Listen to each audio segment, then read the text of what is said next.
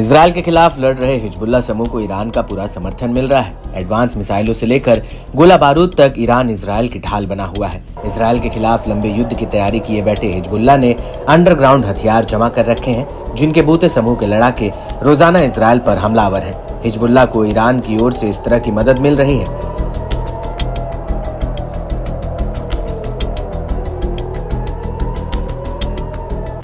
इसकी बानगी एक बार फिर खुले तौर पर देखने को मिली है। ईरान के शीर्ष नेता इजरायली हमले में मारे गए। हिजबुल्लाह के पूर्व चीफ की याद में एक कार्यक्रम में जुटे।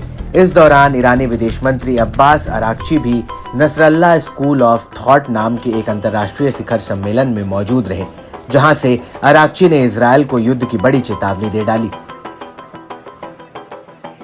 ईरानी विदेश मंत्री ने कहा कि गाजा पट्टी और दक्षिणी लेबनान पर इजरायल के क्रूर हमले के गंभीर नतीजे सिर्फ पश्चिम एशिया तक सीमित नहीं रहेंगे, बल्कि रणनीतिक इलाके से भी कहीं आगे तक फैल सकते हैं। अराक्ची ने कहा कि अपहरण, रंग भेद और बाल हत्या करने वाला इजरायली शासन गाजा और लेबनान में युद्ध विराम की सभी योजनाओं और प्रस्तावों को खारिज कर रहा है। फिलिस्तीन और लेबनान में अपने प्रतिरोधों को आगे बढ़ाता है। अफसोस की बात है कि अंतर्राष्ट्रीय समुदाय इजरायली नरसंहार को रोकने में असमर्थ रहा है, या सिर्फ पूरे इलाके को असुरक्षित बनता हुआ देख रहा है। दुनिया को पता होना चाहिए कि अगर युद्ध फैलता है तो इसका हानिकारक असर सिर्फ पश्चिम एशिया तक सीमित नहीं रहेगा। असुरक्षा और अस्थिरता ऐसी चीज है जो अन्य इलाकों में भी फैल सकती है। यहाँ तक कि बहुत दूर तक भी गाजा और लेबनान में युद्ध विराम करवाना अंतर्राष्ट्रीय समुदाय की प्राथमिकता होनी चाहिए। उन्होंने जोर देकर कहा कि इस्लामी गणराज्य ने इस संबंध में किसी भी कोशिश में कोई कमी नहीं की है। अराक्ची यही नहीं रुके, उन्होंने नसरल्लाह की तारीफ न सिर्फ लेबनान के लिए बल्कि मुस्लिम दुनिया और प्रतिरोध, साहस और उत्पीड़न के खिलाफ खड़े होने के प्रतीक के रूप में भी की। उन्होंने कहा कि हसन नसरल्लाह का हमेशा से मानना रहा है कि इजरायली शासन ने अपराधों को नजरअंदाज करना अंतर्राष्ट्रीय न्याय की नींव को कमजोर करता है। इसलिए इन संकटों से निपटने के लिए देशों के बीच बहुपक्षवाद और सहयोग के महत्व पर जोर देना चाहिए।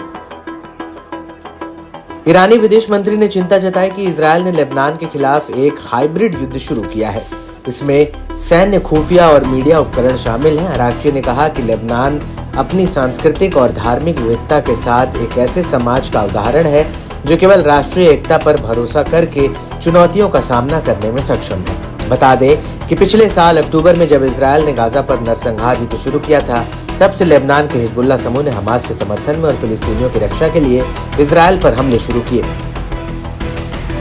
इजरायल के सैन्य हमले ने अब तक 43,000 से अधिक फिलिस्तीनियों, ज्यादातर महिलाओं और बच्चों की जान ले ली, जबकि लेबनान के खिलाफ बढ़ते हमले में 3,000 से अधिक लोग मारे गए हैं। लेबनानी प्रतिरोध ने इजरायल पर अपने हमले जारी रखने की कसम खाई है, जब तक कि इजरायल दक्षिण लेबनान में तनाव और गाजा पर युद्ध जारी रखता है।